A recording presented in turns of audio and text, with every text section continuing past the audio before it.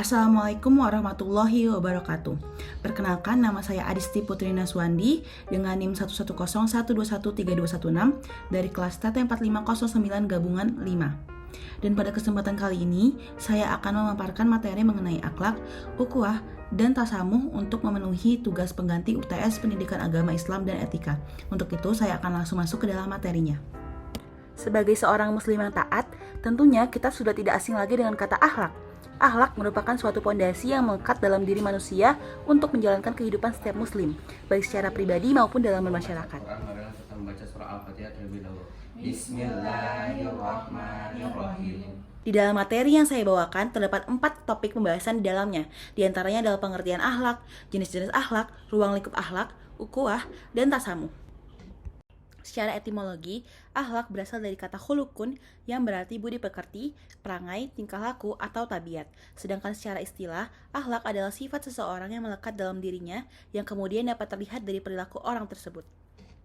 Ada 2 macam akhlak mulia, akhlakul karimah atau akhlak terpuji, akhlakul mahmudah, dan akhlak tercela, akhlakul mazmumah.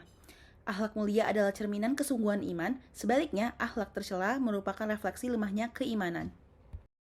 Akhlakul karimah adalah unsur yang sangat penting untuk dimiliki oleh setiap umat manusia karena akhlakul karimah lah yang menentukan martabat dan derajat manusia baik dalam pandangan Allah Subhanahu wa taala maupun dalam pandangan sesama manusia.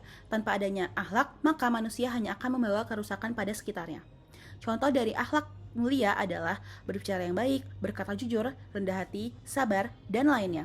Sedangkan akhlakul mazmudah didefinisikan sebagai akhlak yang tercela, segala macam bentuk perbuatan, ucapan, dan perasaan seseorang yang bisa merusak iman dan mendatangkan dosa juga dikategorikan sebagai akhlak mazmudah. Selanjutnya, akhlak mazmudah terbagi menjadi 3 bagian, yaitu tindakan, ucapan, dan hati. Contoh dari akhlakul mazmudah adalah menghina, suudzon, gibah, dengki, serakah, kikir, dan lainnya. Ruang lingkup akhlak dibagi menjadi 4, yaitu diantaranya adalah akhlak manusia terhadap Allah Subhanahu wa taala, akhlak manusia terhadap Rasulullah Shallallahu alaihi wasallam, akhlak manusia terhadap sesama manusia, dan akhlak manusia terhadap makhluk lain. Ukhuwah. Ukhuwah secara bahasa berarti persaudaraan, secara istilah ukhuwah berarti perasaan simpati dan empati antara 2 orang atau lebih. Macam-macam ukhuwah.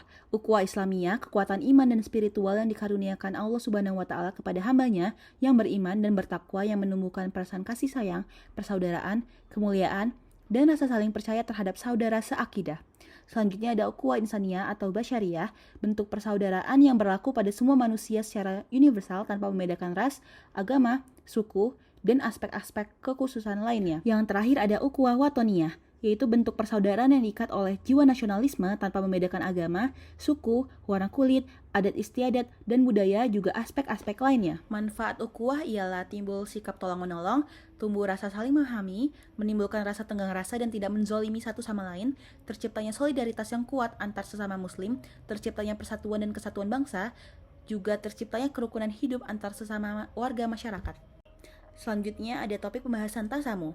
Tasamuh sendiri ialah suatu sikap yang menghargai dan menghormati orang lain yang memiliki perbedaan dengan dirinya, baik suku bangsa, ras, golongan, mazhab, organisasi, agama, dan sebagainya.